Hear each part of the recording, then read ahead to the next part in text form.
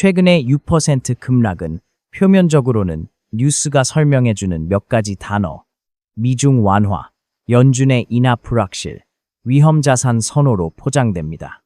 그러나 가격이 뉴스보다 더 빠르게 움직였고 그 폭 역시 과거 금시장의 통념일일 플러스를 훌쩍 넘어섰습니다. 이 불일치를 해소하려면 무슨 뉴스가 있었나가 아니라 시장의 질이 어떻게 변했나를 봐야 합니다. 핵심은 유통 물량의 축소입니다. 중앙은행의 순매입은 장기 구조로 자리 잡았고 기관 개인까지 실물을 팔지 않을 자산으로 전환하면서 시장에 떠다니는 금의 부유량이 줄어들었습니다. 같은 매수매도 강도라도 재고가 얇을수록 가격은 더 크게 흔들립니다. 변동성 확대는 붕괴의 전조가 아니라 상승 사이클의 중반부에서 흔히 관찰되는 현상입니다. 계단식 패턴 횡보, 급등 횡보 급등에서 조정 국면의 진폭은 통상 80%, 이번 급락폭은 그 밴드에 근접하며 통계적으로는 사이클 종료 신호보다 숨고르기에 가깝습니다. 그렇다고 낙관에 머물 수는 없습니다. 금은 단기적으로 달러 지수와 높은 역상관을 보이고 중기적으로는 실질금리에 민감합니다. 위험자산 랠리가 달러 강세 플러스 실질금리 고점화와 결합하면 금의 반등 속도는 지연됩니다. 더 중요한 예외는 단 하나, 침체가 신용위기로 비화하는 경우입니다. 그때 금도 초기 레버리지, 언와인딩에 휘말리며 25% 추가 하락의 꼬리를 만들 수 있습니다. 이 시나리오만은 별도의 리스크 버킷으로 관리해야 합니다. 그럼에도 장기 그림은 단단합니다. 부채의 시대는 통화의 희석을 용인하게 만들고 중앙은행은 포트폴리오의 화폐 리스크 해지로 금 비중을 높입니다.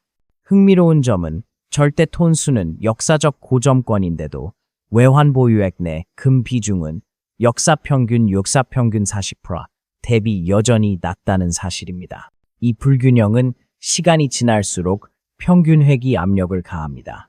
동시에 공급 사이드에서는 채굴 경제성 악화, 규제 저품위화가 겹치며 신규 공급은 가격 상승 속도를 따라가지 못합니다. 수요는 끈질기고 공급은 비탄력적이며 재고는 얇습니다. 이 세 가지가 겹친 시장은 흔들리되 꺾이지 않습니다. 이 시리즈의 목표는 단순한 전망이 아닙니다. 무엇을 보고, 시그널, 어떻게 행동할지, 어디서 틀릴 수 있는지, 리스크를 구조화해 변동성 속에서도 일관된 의사결정을 가능하게 만드는 것입니다. 다음 파트에서는 중앙은행 ETF 실물 프리미엄으로 대표되는 수급의 세부 메커니즘을 해부해 조정이 끝났는지를 데이터로 가늠하는 도구를 제공합니다. 금 시장의 본질은 단순합니다. 누가 사서 누가 팔지 않는가. 최근의 가격 흐름을 읽으려면 중앙은행, ETF, 개인 투자자의 침묵한 매수를 분리해서 봐야 합니다. 먼저 중앙은행의 손입니다. 2024년 전 세계 중앙은행은 1년 동안 약 200톤 이상을 순매입했습니다. 이는 1970년대 이후 최고치 수준입니다. 특히 비서방권 중국, 인도, 터키, 카자흐스탄은 달러 의존도를 낮추기 위해 외환 보유액 구성에서 달러를 줄이고 금 비중을 늘렸습니다. 이들은 단기 시세를 쫓지 않습니다. 통화 리스크 해지라는 정치 전략적 동기로 금을 저가 축적하고 있죠.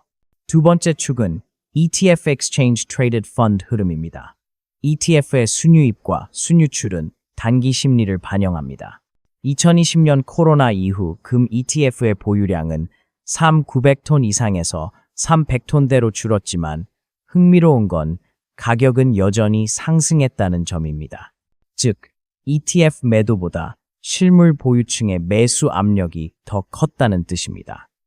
ETF가 던져도 가격이 버틴다면 시장의 체질이 달라졌다는 신호입니다. 세 번째는 개인 실물 수요입니다. 한국만 보더라도 금은방 실물 판매량은 오히려 늘고 있습니다. 글로벌로 보면 인도, 중국의 실물 수요가 여전히 견조합니다. 금은 예적금 금리보다 신뢰도가 높고 부채의 시대에선 노리스크의 실물 자산으로 인식됩니다. 실물금 거래소나 장외 플랫폼에서도 소액 정기 매수 애큐뮬레이션 패턴이 늘고 있어 가격 조정이 나와도 하방 경직성을 강화합니다. 결국 이 세 층은 서로 다른 시간축을 가지고 움직입니다. 중앙은행, 10년 단위의 통화 방어 전략, ETF, 월 단위의 리스크온 오프 사이클, 개인 실물, 평생 단위의 가치 저장 욕구. 이 세 힘이 동시에 작용하면 단기 변동은 커져도 방향성은 일정해집니다. 중앙은행의 순매입이 기초 압력을 만들고 ETF의 유출입이 단기 파동을 만들며 개인 실물 매수가 지지선을 구축합니다. 따라서 최근의 급락은 이 세 층이 무너졌기 때문이 아니라 오히려 ETF 단기 자금의 탈출이 장기 매수층의 완충력보다 잠시 앞섰기 때문입니다. 이 흐름이 진정되고 나면 수급은 다시 본래의 방향으로 복귀합니다. 다음 파트에서는 금의 가격을 결정하는 또 다른 축, 거시 변수, 달러 인덱스, 실질금리, 경기 사이클의 상관 구조를 해부하며 금이 어디서 반등할지를 예측 가능한 언어로 바꿔보겠습니다. 금의 방향성을 결정짓는 세 가지 축은 명확합니다. 달러 인덱스, 실질금리 레일 레이트, 그리고 경기 사이클 에코노믹 사이클. 이 셋은 금의 단기, 중기, 장기 리듬을 동시에 조율합니다. 먼저 달러 인덱스입니다. 달러는 현금의 힘을 의미하고 금은 현금의 대안입니다. 역사적으로 두 자산의 상관계수는 0.8에 달합니다. 즉, 달러가 강하면 금은 약해지고 달러가 약하면 금은 반등합니다. 하지만 최근엔 이 전통적 관계가 흔들렸습니다. 달러가 오르는데도 금이 같이 오르거나 달러가 약세인데 금이 따라 떨어지는 비정상 구간이 포착된 것이죠. 이는 단순 환율의 문제가 아니라 글로벌 통화 구조의 변형 때문입니다. 특히 원화와 위안화가 동시에 불안정해지며 비달러 통화군의 가치 하락이 달러와 금을 동시에 끌어올리는 구조가 만들어졌습니다. 두 번째 축은 실질금리입니다. 명목금리에서 인플레이션을 뺀 값이 실질금리인데 이 수치가 0 이하로 내려갈수록 금은 구조적 상승 압력을 받습니다. 현재 미국의 실질금리는 플러스 2% 근처지만 경기 둔화와 함께 점차 하향 압력이 커지고 있습니다. 실질금리의 피크아웃은 금 가격의 전환점으로 작용합니다. 이 신호가 확인되는 순간 금은 빠르게 재평가됩니다. 세 번째 축은 경기 사이클입니다. 경기 침체 리세션은 금액의 기회이자 함정입니다. 초기엔 유동성 경색으로 레버리지 포지션 청산 금 동반 하락이 나타나지만 이후 위기 단계로 진입하면 안전자산 선호로 급반등이 옵니다. 즉, 경기 침체 초입의 낙폭은 공포를 만들지만 그 공포는 새로운 상승 사이클의 기초가 됩니다. 조규원 전략가가 언급했듯 만약 이번 침체가 금융위기로 확전될 경우 25%의 추가 하락 가능성은 존재하지만 그 구간이 오히려 장기 매수의 마지막 기회가 될 수 있습니다. 결국 금은 달러 약세 플러스 실질금리 하락 플러스 경기 둔화라는 3중 콤보에서 가장 강하게 반응합니다. 이 세 신호가 동시에 나타나는 순간 시장은 금을 다시 기축의 대체제로 인식하게 됩니다. 다음 파트에서는 금의 또 다른 축, 공급 제약 구조를 분석합니다. 지금 왜 전 세계에서 새 금광이 늘지 않는지, 그리고 이 현상이 장기 상승을 어떻게 고착화시키는지를 살펴보겠습니다. 금의 가격을 떠받치는 보이지 않는 축은 공급의 한계입니다. 수요가 늘어도 더 캐낼 수 없다면 가격은 결국 상승합니다. 최근 10년간 금 생산량 그래프를 보면 2018년을 정점으로 완만한 하락세에 들어섰습니다. 이는 단순한 채굴 감소가 아니라 구조적인 채산성 악화의 결과입니다. 첫째, 광석 품위 그레이드가 급격히 낮아지고 있습니다. 한때 1톤의 암석에서 10기의 금을 뽑아낼 수 있었지만 이제는 이만 나와도 성공적인 광산으로 평가됩니다. 즉 똑같은 1키리의 금을 얻기 위해 과거보다 5배 이상의 암석을 캐내야 한다는 뜻입니다. 이 과정에서 인건비, 연료비, 정제비가 모두 폭등합니다. 둘째, 환경 규제와 ESG 기준 강화가 채굴 비용을 끌어올리고 있습니다.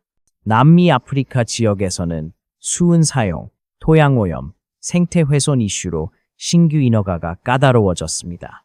금광 개발은 평균 10년 이상의 허가 탐사 건설 과정을 거치며 그 사이 자본 비용이 급증합니다. 기업 입장에선 금값이 조금 올랐다고 해서 신규 투자를 쉽게 늘릴 수 없습니다. 셋째, 남은 매장량의 절대적 한계입니다. 지구상에 존재하는 총 금 매장량은 약 26만 톤으로 추정되며 그중 약 20만 톤은 이미 채굴 완료, 남은 매장량은 5, 6만 톤 수준입니다. 현재 연간 생산량이 3천 톤 안팎이니 20년 이내 고갈이라는 경고가 단순한 과장이 아닙니다. 게다가 남은 매장지는 대부분 접근이 어려운 신부나 정치적 리스크가 큰 지역에 몰려 있습니다. 이 세 요인이 겹치며 금채굴 산업의 캐펙 설비 투자는 점점 줄어들고 새로운 공급은 사실상 정체 상태입니다. 결과적으로 시장은 점점 공급 탄력성을 잃어가며 가격 변동은 순전히 수요에 의한 게임으로 바뀌고 있습니다. 이러한 공급 제약은 장기 상승 사이클을 견고하게 만드는 핵심 변수입니다. 수요가 조금만 늘어나도 공급은 반응하지 못하니까요. 이제 우리는 다음 파트에서 금의 내재 가치를 산출하는 기준, 본원통화 대비 금보유량 페리티와 사이클 시계 2019-2030을 통해 금의 합리적 종착점을 숫자로 그려보겠습니다. 금의 미래를 말할 때 흔히 듣는 질문이 있습니다. 지금이 고점입니까? 아니면 아직 중간입니까? 이에 대한 답은 단순한 차트 분석이 아니라 역사적 밸류에이션의 좌표에서 찾아야 합니다. 금은 단기 뉴스가 아닌 통화 구조의 변화에 반응하는 자산입니다. 역사를 돌아보면 금의 대세 상승은 언제나 통화의 신뢰 위기와 함께했습니다. 1930년대 대공황, 1970년대 인플레이션, 2000년대 신용 팽창기 모두 그랬습니다. 공통된 패턴은 명확합니다. 국가가 발행한 화폐의 가치가 스스로의 금보유량을 초과하는 순간 금은 시장에서 재평가되며 폭등했습니다. 이 논리를 현재에 적용해보면 미국의 본원 통화량은 약 5.2조 달러, 금보유량은 약 833톤입니다. 이를 온스 기준으로 나누면 이론적 금의 페리티 가격은 약 21,700달러 어즈 수준입니다. 즉, 지금의 40달러 내외 시세는 이론 가치의 5분의 1 수준이라는 뜻입니다.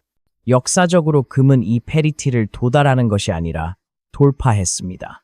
1970년대와 1930년대 두 차례 모두 페리티 초과 상승이 발생했고 그 결과 투기적 과열이 마지막 급등을 만들었습니다.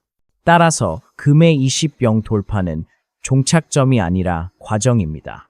그 시점을 지나야 비로소 사이클이 완성됩니다. 이 상승 사이클의 길이는 통계적으로 평균 10.8년, 2019년을 시작점으로 보면 2030년 전후가 고점권에 해당합니다. 즉 지금은 상승 사이클의 정중앙, 과열보다 심화의 구간입니다. 물론 단기 조정은 필연적입니다. 하지만 밸류에이션 프레임으로 보면 지금의 가격대는 고평가가 아니라 오히려 역사적 저평가의 잔존 구간으로 해석됩니다. 중앙은행이 여전히 금을 사고 공급이 정체된 시장에서 본원 통화의 팽창은 금의 내재 가치를 꾸준히 밀어올릴 것입니다. 다음 파트에서는 이 모든 논리를 실제 투자 행위로 연결합니다. 언제 어떻게 얼마큼 보유할 것인가. 즉, 금 투자자의 행동 원칙을 정리하며 이 시리즈를 마무리하겠습니다. 금 투자는 단기 시세의 게임이 아닙니다. 그럼에도 사람들은 매일 시세를 확인하고 하루의 등락으로 불안해합니다. 하지만 조규원 전략가가 강조한 대로 본질이 훼손되지 않았다면 그 하락은 기회다. 이 단순한 문장을 행동 전략으로 바꾸면 금 투자 원칙은 훨씬 명료해집니다. 첫째, 사이클 중심 사고입니다. 금의 상승 사이클은 평균 10년입니다. 따라서 1, 2년의 조정은 전체 흐름에서 보면 호흡에 불과합니다.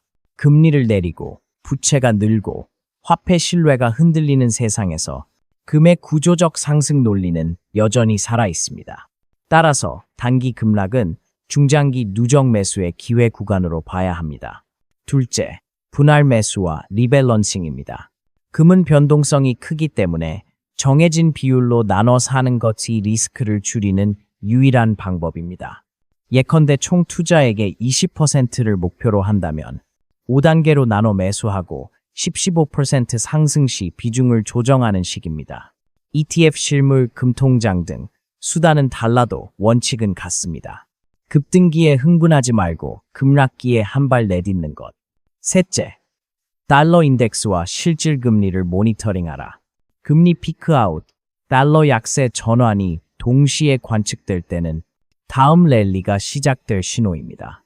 이 구간에서는 현금 비중을 줄이고 금 비중을 늘려도 됩니다. 넷째, 중앙은행과 함께 가라. 그들은 이미 10년 단위의 포지션을 만들고 있습니다. 단기 투자자는 뉴스를 보고 흔들리지만 중앙은행은 통화체계의 미래를 보고 금을 삽니다. 그들의 매입이 이어지는 한 금의 하방은 제한적입니다. 마지막으로 심리의 통제입니다. 금은 느린 자산입니다. 급등도 급락도 뉴스보다 늦게 오고 기회는 공포 속에서 조용히 옵니다. 투자는 감정이 아니라 구조를 보는 행위입니다. 지금 금은 구조적으로 오를 수밖에 없는 환경 안에 있습니다. 결국 금 투자에서 승자는 미래를 맞히는 사람이 아니라 흔들림 속에서도 원칙을 유지한 사람입니다. 부채의 시대, 통화의 피로 속에서 금은 단순한 투자 대상이 아니라 시간의 대체제입니다. 이것이 지금 우리가 금을 다시 바라봐야 하는 이유입니다.